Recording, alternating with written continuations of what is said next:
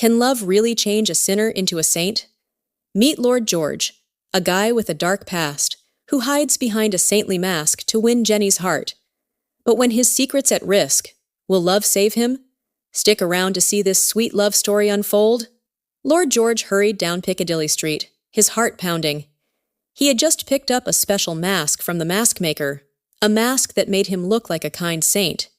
He needed it because he loved a girl named Jenny Mere, but he was scared she wouldn't like his real face, which showed a rough past. With the mask, he hoped she'd see only goodness in him. As he walked, he passed a big house.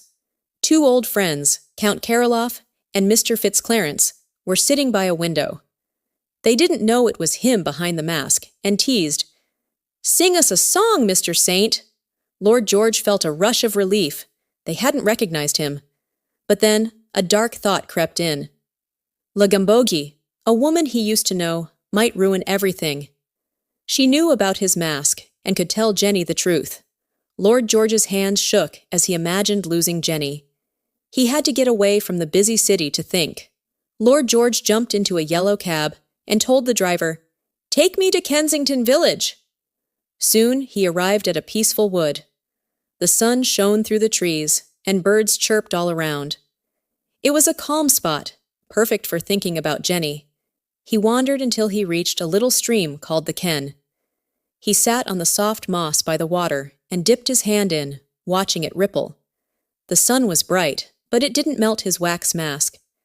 An old woodman passed by with a bundle of sticks and didn't even glance at him. Lord George felt safe, hidden by his mask. But as he looked into the stream, he saw his saintly reflection and felt guilty. Was it fair to trick Jenny with this mask? His real face wasn't so nice, but his heart had changed because of her. He loved her so much. Maybe the mask showed who he really wanted to be.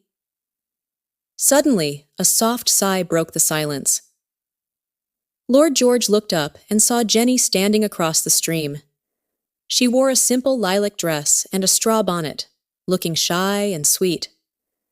Her cheeks turned pink when their eyes met, and she looked down. Lord George's heart raced. He couldn't find words. Then, out of nowhere, a tiny winged boy with a bow appeared on a tree branch. It was Cupid, the love god. Quick as a flash, Cupid shot an arrow into Jenny's heart. She didn't cry. She just smiled and reached out to Lord George. He jumped over the stream and knelt before her. "I love you," he whispered, his voice shaky. Jenny bent down and touched his hand. "I've been waiting for you," she said softly. "Your face is so good and kind." She didn't know it was a mask, but her words made him feel warm inside. Hand in hand, they walked through the wood. Sunlight danced through the leaves, and a breeze carried the scent of flowers. Jenny's bonnet hung loose around her neck, and she looked like a princess from a storybook. She pointed to the ground. "These are primroses," she said. "And those are buttercups. Did you know?" Lord George shook his head, smiling. He didn't know flowers, but he loved how happy she sounded. Jenny asked, "Is it wrong that I love flowers? Should I think of bigger things?" Lord George squeezed her hand. "No, love them always. Teach me to love them too." So she told him about shy violets and clever climbing flowers, and he listened, feeling lighter than ever. As they walked, Lord George had an idea. "Let's get married today," he said. Jenny's eyes sparkled. "Yes, let's." They found a tiny cottage with a flower-filled garden. An old woodman stood by the fence. "I'm lonely here," he told them. "Take my cottage. I'll move to town." Lord George gave him some money, and the woodman smiled. "Come back after your wedding," he said. Later that afternoon, they rushed to the village, got a marriage license, and said their vows in a simple ceremony. Lord George signed his name as George Heaven because he felt new and good with Jenny. They were married, and their hearts were full. Back at the cottage, they started their life together. They ate bread with honey and strawberries, and in the evenings, they had cake and berry wine Jenny made. Sometimes Lord George played a flute in the moonlight while Jenny listened, smiling. But at night, strange dreams bothered him. Once, he dreamed Jenny locked him out of a castle in the cold. He woke up scared, but there she was, sleeping beside him, peaceful and real. One morning, as they watered the garden, Lord George said, "It's been a month since our wedding. Let's celebrate." Jenny clapped. "Let's get buns from the village." At Herbert's pastry shop, they bought 12 shiny buns with raisins. Back home, Jenny stacked them into a tower on the table. She laughed so hard it fell, and the buns rolled across the grass. She chased them, giggling, her hair a mess. Lord George watched, his heart full of love. But when they sat to eat, Jenny noticed something. "Why don't you smile?" she asked. He touched his mask. "It can't smile, but I'm happy inside." She nodded, though she wished she could see his real face. Suddenly, Jenny whispered, "There's a woman at the gate." Lord George froze. It was Lagambogi.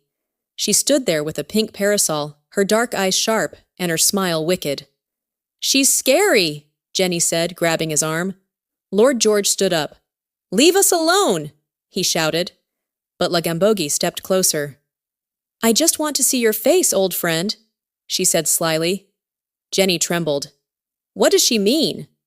Lord George pushed her behind him. "Go away, or I'll make you," he warned.